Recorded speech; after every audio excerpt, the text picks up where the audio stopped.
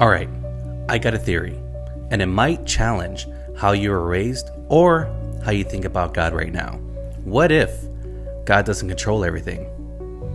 What if He's not micromanaging your life like a puppet master, but instead He's walking with you like a co-writer, letting you make real life choices even though those choices wreck things, and He just keeps adapting the story because He's that invested?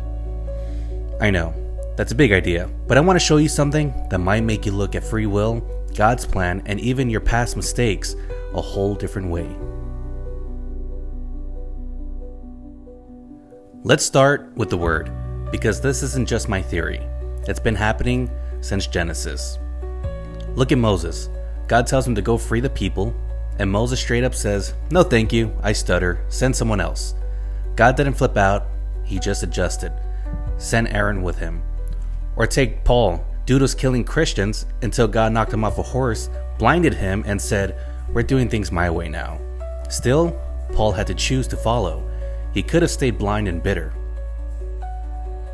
And the Israelites, they were promised the land, but because of fear and doubt, they wandered 40 years. Did the destination change? No. Did the route change? Absolutely. That tells me this: God's promise might be fixed, but the path, that part, we shape with our choices. There's this Netflix movie, Look Both Ways. A girl finds out she might be pregnant. The movie splits into two timelines, one where she has the baby and one where she doesn't. Different boyfriends, different cities, different pain. But both timelines, she still becomes what she was born to be, an artist. That movie hit me because what if God's not obsessed with one path, but with who you're becoming through it all? It reminds me of the GPS on your phone. When you punch in a destination, it doesn't just give you one way. Sometimes there are 2, 3, even 4 different routes. That's how free will works, in my opinion. We get to choose which road to take. If you're like me, you probably pick the fastest one. And I imagine God will love for us to take the most direct route too, the one that gets us to our purpose quickest. But when we make detours, He doesn't panic. Like maps, He just reroutes us over and over, always recalculating, always guiding. Still, it's up to us. Free will means we get to decide if we'll keep moving towards that destination or not. Here's where I land. God made the world and said it is good. Not it's decent, not I'll patch it later. No, it's good. And then we showed up with free will and start breaking stuff. And God, He doesn't panic. He adapts like a chess master who sees all possible moves and still lets you play. I think He knows every outcome. But once we choose, He meets us there. Not shocked, but ready. Like, alright, I was hoping you weren't going to go that route, but I can work with it. But even with everything I've said, so far, there's a moment in Scripture that humbles me every time. It's the book of Job. Then the Lord spoke to Job out of the storm. He said, "Who is this that obscures my plans with words without knowledge? Brace yourself like a man. I will question you, and you shall answer me." Job was going through hell. He lost everything, family, wealth, health. And he finally breaks down and asks, why? And God doesn't explain the suffering. He asks a question back. "Where were you when I laid the earth's foundation? Tell me if you understand. Who marked off its dimensions? Surely, you know." But here's the part we miss. It wasn't just life being hard. God allowed Satan to test Job. Satan literally says, "Let me hit him with loss, pain, suffering, and he'll curse you."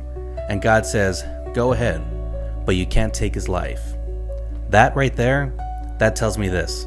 Yeah, Satan can interfere. He can delay your journey. He can twist your thinking, mess with your mind, make you question everything. But he can't stop what God already called blessed. He couldn't take Job's life, and he can't take your purpose unless you give it up. So before you think you've gone too far, ask yourself, was it really you who gave up? Or did you just get lied to for too long? Because if God still had the final word over Job's life, then He still has the final word over yours. And this is why I love the book of Job. For anyone who ever asked, why would God allow suffering? I'd point them here, not to a sermon, not to a TED Talk, but straight to the words of God himself in Job 38.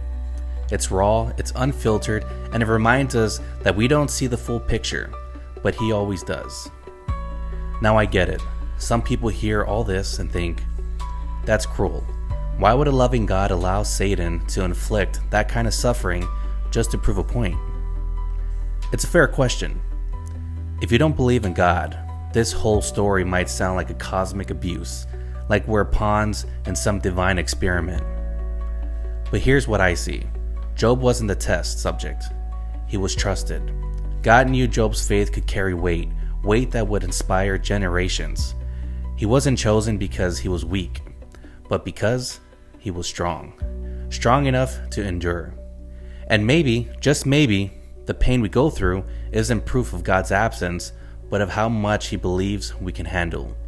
Not because he enjoys watching us suffer, but because he knows what's on the other side of it. So do we have free will? I like to say yes, but once you see the truth, it changes what you want to choose. It's not that God forces us to follow him. It's that when you've seen what your way leads to, you start choosing his. You don't lose your freedom, you just stop using it to destroy yourself. I don't think God throws people away for taking the long road. I think he just says, hey, we'll get there, even if I have to walk with you 40 years through the desert. So if you messed up or feel off track, that doesn't mean you're out of God's plan. It might just mean he's rerouting you. Same destination, different route. And maybe you're not ready to believe that, but I'll leave you with this. He's not mad you took the wrong road. He's just waiting for you to let him drive. If this hit something in your soul, drop a comment. Let me know your thoughts. Do you think God adapts to our choices, or is it all mapped out from the start? And if you like this, hit that like button, subscribe, and share with someone who's feeling stuck in their journey. This channel isn't about preaching. It's about wrestling with the truth, faith, and purpose. I appreciate y'all. See you on the next one.